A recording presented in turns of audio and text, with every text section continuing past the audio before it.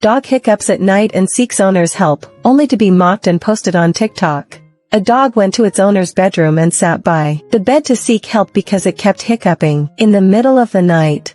The owner thought the dog was being troublesome and even posted the video online to complain about it.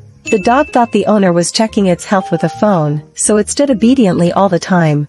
It never expected to be trained by the owner and become a joke on the internet.